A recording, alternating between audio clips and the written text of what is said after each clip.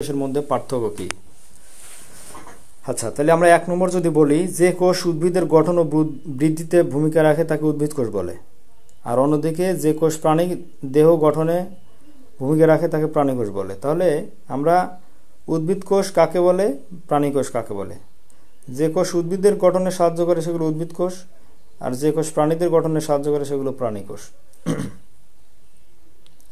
কোষ প্রাচীর হলো একটি শক্ত বাইরের স্তর যা উদ্ভিদ কোষকে ঘিরে রাখে এবং এটি উদ্ভিদ কোষকে রক্ষা করে। অন্যদিকে প্রাণী কোষে কি কোষ প্রাচীর থাকে না। তাহলে কি কোষ প্রাচীর একটা শক্ত স্তর যা উদ্ভিদ কোষকে ঘিরে রাখে, উদ্ভিদ কোষে রক্ষা করে, কিন্তু প্রাণী কোষের কোনো কোষ প্রাচীর থাকে না।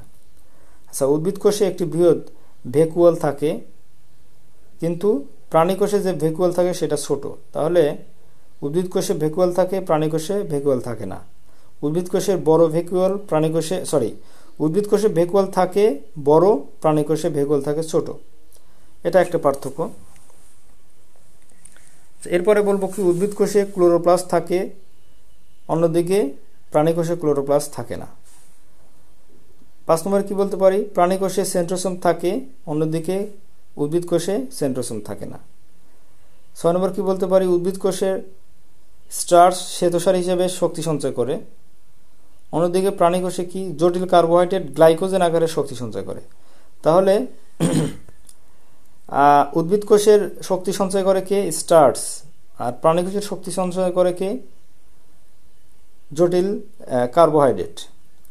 আচ্ছা, উদ্ভিদ কোষে এক বা একাধিক কোষ গহ্বর থাকে, কিন্তু প্রাণী কোষে কোষ গহ্বর থাকে না। উদ্ভিদ কোষে লাইসোসোম থাকে, প্রাণী কোষে লাইসোসোম থাকে না।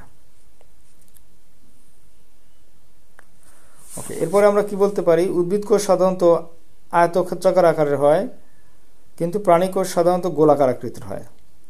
উদ্ভিদ কোষগুলি সাধারণত 10 এবং 100 মাইক্রোমিটার দৈর্ঘ্যের হয়। তাহলে উদ্ভিদ কোষের দৈর্ঘ্য হয় 10 থেকে 100 মাইক্রোমিটার, প্রাণী কোষের দৈর্ঘ্যগুলো কি হয় 10 থেকে 30 মাইক্রোমিটার। তার মানে আমরা বলতে পারি উদ্ভিদ কোষগুলো বড় হয় ও প্রাণী কোষগুলো ছোট হয়। একটি আদর্শ উদ্ভিদ কোষ বিভিন্ন অংশ যেমন কোষ প্রাচীর, কোষ ঝিল্লি, সাইটোপ্লাজম, নিউক্লিয়াস নিয়ে গঠিত, কিন্তু অন্যদিকে প্রাণী কোষ বিভিন্ন রাইবোজোম, গোলজি বস্তু, মাইটোকন্ড্রিয়া এবং নিউক্লিয়াস নিয়ে গঠিত। তো এই ছিল আমাদের উদ্ভিদ কোষ এবং প্রাণী কোষের পার্থক্য। আশা করি ভিডিওটা বুঝতে পেরেছো। সবাইকে রিকোয়েস্ট করব, যারা আমার চ্যানেলকে সাবস্ক্রাইব করো নাই, প্লিজ সাবস্ক্রাইব মাই চ্যানেল। আল্লাহ হাফেজ, আসসালামু আলাইকুম।